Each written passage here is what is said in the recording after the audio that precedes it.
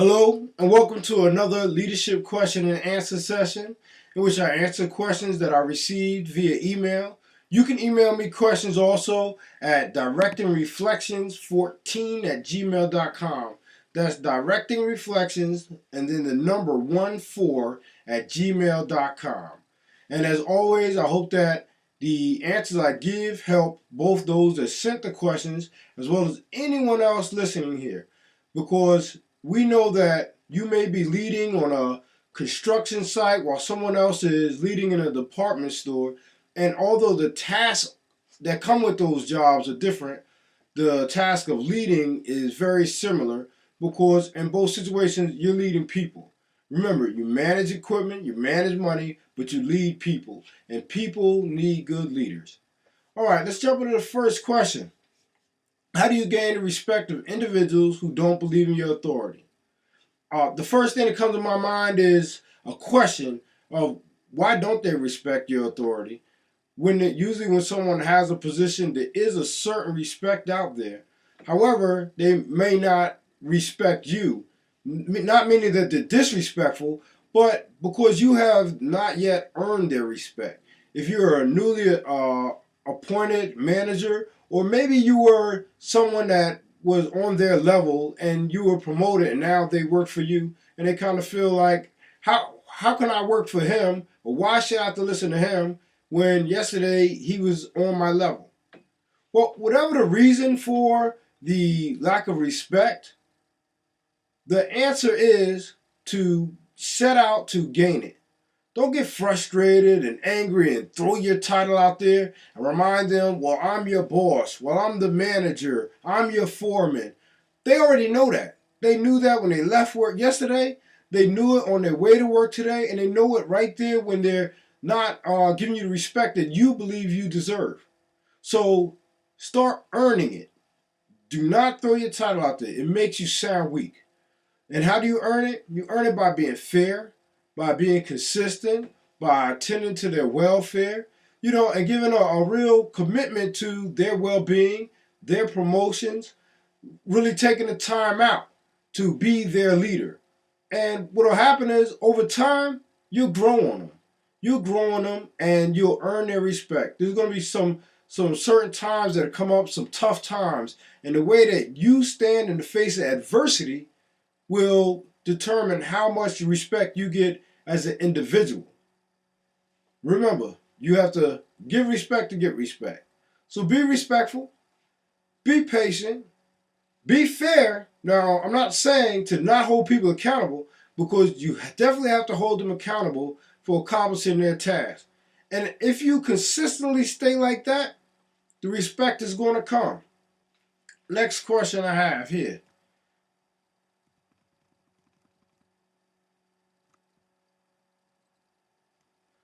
As a leader, how do you overcome the obstacle of your subordinates being loyal to the leader you replace?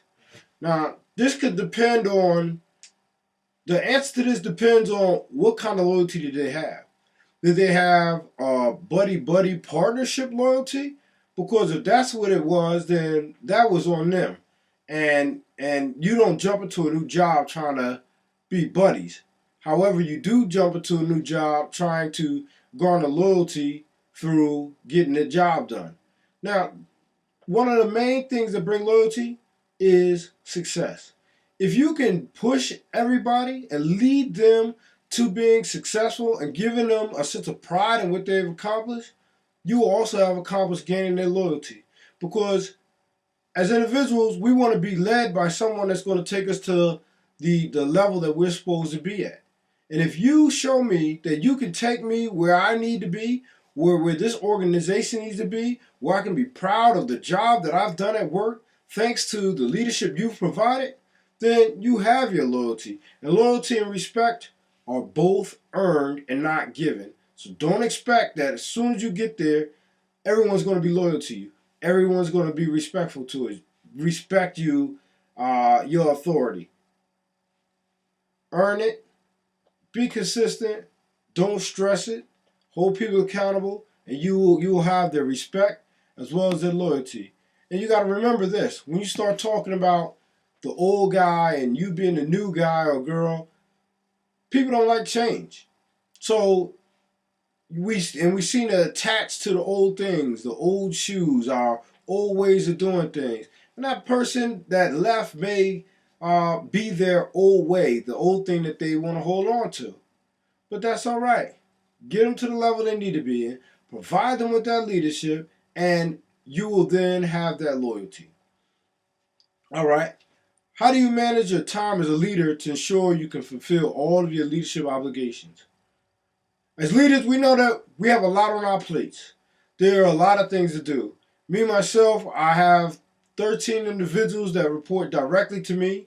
I'm responsible for 8 vehicles, 3 offices, and each office is 30 miles away. And there's no way that I can just, throughout the week, memorize everything that I need to do. So I say write things down. It's like when I go to the grocery store, I take a list. So when you go to work with your list. Have a list of things that need to be done, schedule the times to do them, and try to stick to that schedule. Yes, there are going to be times where you can't do things directly at that time, but make sure you don't leave work without that task being undone. Because if you do, then it'll roll over to the next day, and by the end of the week, when everyone else is ready to slow down, you'll be playing catch up. If you intend on getting something done, write it down, give it a deadline, and get it done. And that's the best way that you can fulfill your obligations. Because just as a leader, we're expecting those that we lead to accomplish so many things. Well, don't think that they're not looking to see if we're accomplishing our part. And as a leader, we still have a leader above us that's waiting for the accomplishment of those tasks also.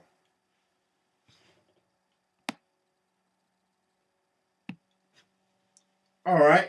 This question is: does a leader tell you when you have made a mistake or set you up for total failure? We have to be sensitive as leaders for what's really going on, not putting up a facade. Um, in the Bible, in Proverbs 29:5 says, "A man who flatters his neighbor sets a trap for his feet." And that's what we do. We just flatter people and want everybody in such a good mood. Sometimes we set them up for failure.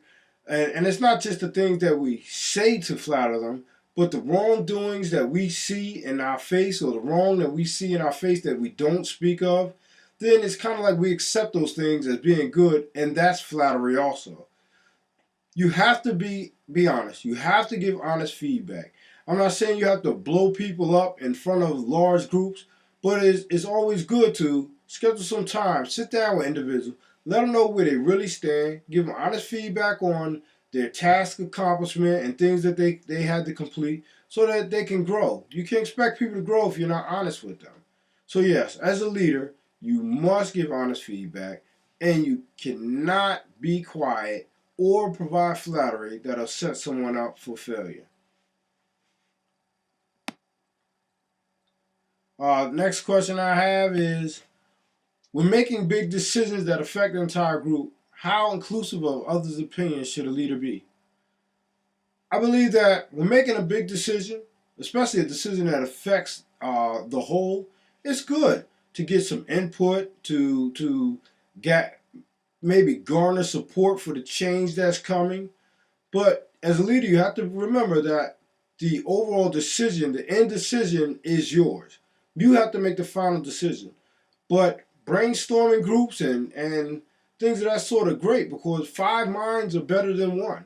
If you could get 5 people together and draw ideas according to how to go through a new change or whether a good new change is good, then do that, time permitting. But you also have to look at the level of maturity of that group that you're asking. It would be foolish to ask a group of middle school students should they take a test. However, if a company is having like a big change and thinking about changing over a healthcare program, maybe they might want to do a survey and gather some other opinions. But we have to look at it as in how much time do we have? What is the maturity level of the individuals that we're looking at? And remember that as the leader, is ultimately your decision.